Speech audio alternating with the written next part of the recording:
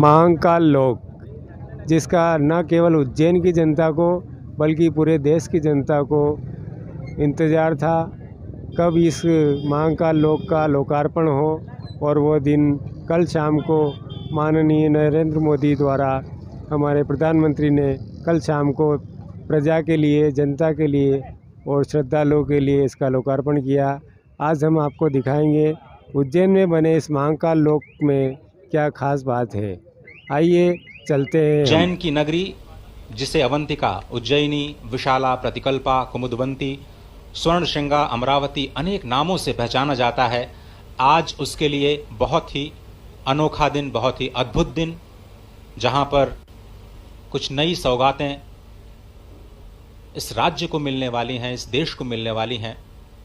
और इस कार्यक्रम के क्रम में हम आपको उन सभी तथ्यों की जानकारी लगातार देते रहेंगे। फिलहाल प्रधानमंत्री श्री महाकालेश्वर के मुख्य मंदिर प्रांगण में, जहां पर वो अब थोड़ी ही देर में विशेष पूजा अर्चना के इस कार्यक्रम का हिस्सा बनेंगे। महाकाल के दरबार में पहुंचे हैं राष्ट्रनायक प्रधानमंत्री नरेंद्र मोदी। महाकाल के दरबार में पहुंचे हैं राष्ट्र निर्माण के संकल्प की सिद्धि के लिए।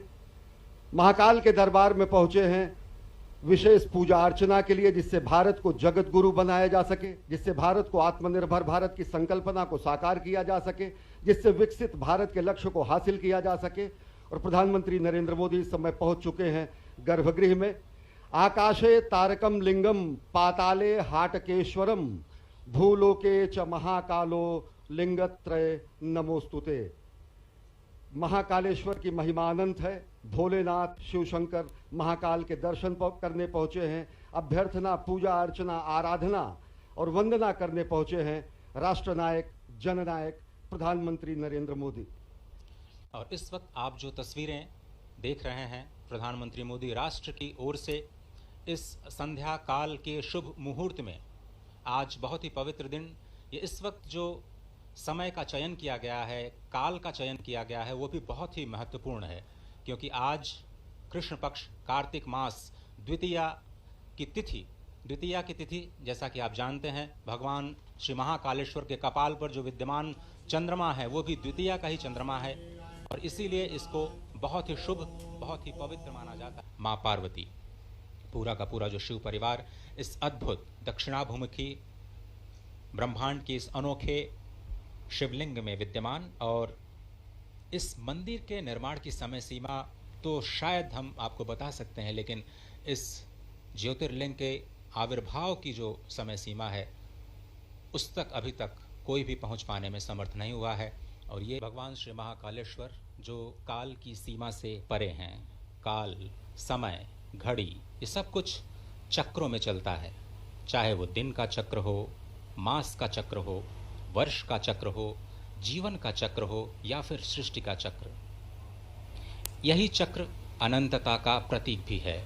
और भगवान श्री महाकालेश्वर इस अनंत के भी पार अपने अस्तित्व को संपूर्ण विश्व, संपूर्ण सृष्टि पर सृजन के माध्यम से, पालन के माध्यम से, संहार के माध्यम से लगातार कर्म करते हुए ये बताते रहते हैं कि ये जो काल और स्थिति, जो कि किसी के भी अस्तित्व का आधार है, इसी की भौतिकता के सीमा के परे चले जाना ही काल का महाकाल बन जाना होता है।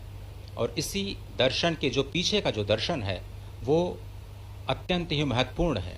क्षण देव हैं, शिव सत हैं, शिव शाश्वत हैं, शिव आदि हैं, शिव अनादि हैं, शिव अनंत हैं, शिव अंत हैं, शिव आदि योगी हैं, शिव महायोगी हैं, शिव मुक्तिदाता हैं, शिव मोक्षदाता हैं, शिव नाथों के नाथ हैं भगवान भोलेनाथ, और कालों के काल हैं भगवान महाकाल। जो शिवलिंग है वो धरती के नीचे विद्यमान है। ये पूरा का पूरा अभी शिखर जो आपने दर्शन किया, उसके ऊपर, सबसे ऊपर नाग चंद्रेश्वर भगवान विराजमान हैं, और उसके बीच में ओंकारेश्वर भगवान, और सबसे नीचे महाकालेश्वर भगवान विद्यमान हैं।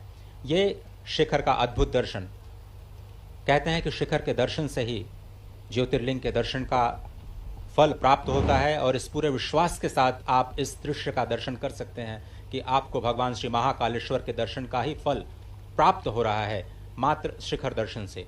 सबसे ऊपर नागचंद्रेश्वर, जहाँ पर सिर्फ और सिर्फ एक बार नाग पंचमी के दिन भक्तों को विग्रह के दर्शन होते हैं। उसके नीचे यानी मध्य में ओंकारेश्वर महादेव विराजमान और सबसे नीचे स्वयंभू महाकालेश्वर विद्यमान। ब्रह्मांड का एक अनोखा दृश्य, ब्रह्मांड का एक अनोखा ज्योतिर्लिंग जिसका दर्शन इस वक्त आप कर रहे हैं। ये ऐसा अद्भुत स्थान जहाँ पर एक नहीं 84 शिवलिंग विद्यमान हैं, अष्टभैरव विद्यमान हैं, 11 रुद्र विद्यमान हैं, 12 आदित्य विद्यमान है, 6 गणेश और 24 देवियां इस प्रांगण में विद्यमान हैं। क्षिप्रा, नीलगंगा, नव नदी और गंधवती, ये 4 पुण्य सलिला अत्यंत पवित्र नदियां यहाँ पर विद्यमान हैं। इसके बारे में आप जो आज श्रद्धालुओं की भीड़ बढ़ी है उसके बारे में क्या कहना चाहेंगे? अरे कल से आज तक कम से कम 3 गुना भीड़ हो गई मोदी जी के कारण से। ये जो महाकाल लोक बनाया है इसके पीछे मतलब क्या है श्रद्धालुओं की मान्यता? अरे वो महाकाल में जो भी बनाया है वो अति प्राचीन बना हुआ है। अच्छा। सुनो, वो क्योंकि मेघदूत में इसका वर्णन आता था, जो बनाया है ना उसका मेघदूत में वर्णन है। मोदी जी ने भी कहा कि जो कुछ है वो ही परिवर्तित होता हुआ आ रहा है, तो ये कोई नया काम नहीं है। इसका नाम स्वर्ण श्रृंगार था पहले, हजारों साल पहले, वो वापस लौट रही है। अब इसमें मध्य प्रदेश शासन का पूरा सहयोग है और उनको भगवान ने बुद्धि दी, अच्छा काम किया, कलेक्टर ने अच्छा काम किया, मध्य प्रदेश के मुख्यमंत्री ने अच्छा काम किया, इसलिए मोदी जी भी आ गए और उद्घाटन भी कर गए, समर्पित भी कर गए। लेकिन मोदी जी ने एक ही बात की कि जो कुछ है वो महाकाल है, महाकाल के कारण से ही सब कुछ है। ये ऊर्जा का केंद्र है और ऊर्जा का केंद्र होने से जो भी यहाँ पे आएगा वो मुक्ति पाएगा और काल उसका कुछ भी नहीं कर सकता है। उसके हाथ की यदि काल की रेखा है वो भी मिट जाएगी।